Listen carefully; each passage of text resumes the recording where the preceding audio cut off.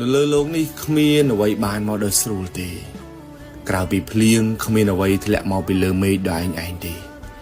បើញើសយើងមិនស្រក់ដល់ដីកុំរំពឹងថាមានបានស្រាប់ឲ្យសោះអ្នកសាកមើលទៅជុំវិញខ្លួនឯងហើយសួរខ្លួនឯងបន្តិចមើលបើសិនជាយើងមិនប្រឹងតើយើងអាចទៅរំពឹងអ្នកណាបានហើយរំពឹងគេបានយូរប៉ុណ្ណារំពឹងបានអីខ្លះទោះបីគេចិត្តល្អដូចព្រះប៉ុណ្ណាក៏ដោយគ្មានអ្នកណាមកចាំជួយយើងរហូតទេបើយើងមិនប្រឹងប្រែងឈរជំហរដោយខ្លួនឯងយើងប្រឹងប្រែងស្ទើរកន្លះជីវិតទៅហើយប្រឹងប្រែងបន្តទៀតក៏មិនអីដែរយើងលំបាកប៉ុណ្ណឹងមានមនុស្សច្រើនណាស់ដែលលំបាកជាងយើងហើយទទួលបានលទ្ធផលតិចជាងយើងទៅទៀតយើងអត់មានហេតុផលណាមួយត្រូវអន់ចិត្តជាមួយនឹងការប្រឹងប្រែងរបស់យើងទេប្រឹងប្រែងបន្តទៀតក្រៅពីយើងគ្មានអ្នកណាអាចមកចូលរួមសម្រេចលទ្ធផលដ៏ធំនៅក្នុងជីវិតរបស់យើងបានទេយើងអត់ត្រូវការដាក់ទានពីអ្នកណាទេតែយើងត្រូវការឲ្យគេទទួលស្គាល់ពីលទ្ធផលនៃការខិតខំប្រឹងប្រែងរបស់យើង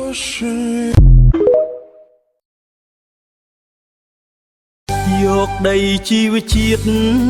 ទៅដាំដំណាំគ្រាន់បានផ្លែញ៉ាំដំណាំ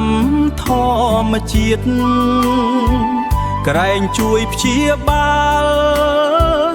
រួមជាមួយថ្នាំព្យាបាលសុខភាពដែលកំពុងទ្រុឌទ្រោមឲ្យតែយើងតស៊ូគង់ទៅរស់ទេរស់ដែលពឹងលើកម្លាំងខ្លួនឯងរឿងអីត្រូវខ្លាចគេមើលងាយមានរឿងអីដែលគួរឲ្យពិបាកចិត្តទេ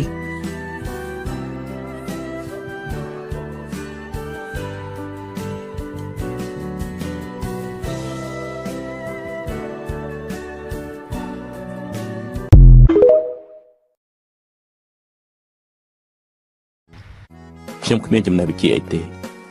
ចេះតែនាំទុកដាក់ខ្លួនទុកវាមានពេលខ្លះក៏មករកមនុស្សដែរមានអីប្លែកទៅត្រូវតែរស់ឲ្យល្អវាគ្រាន់តែកុំស្ថិតក្នុងភាពឈឺចាប់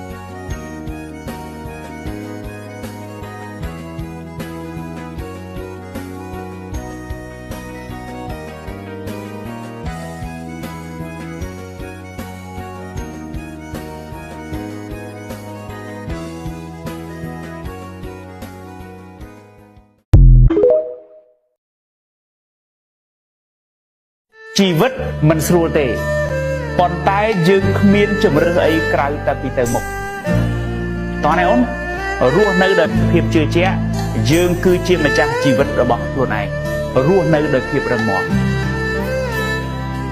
តោះណែហើយតលតែយើងរឹងមាំតលតែយើងភ្លឺ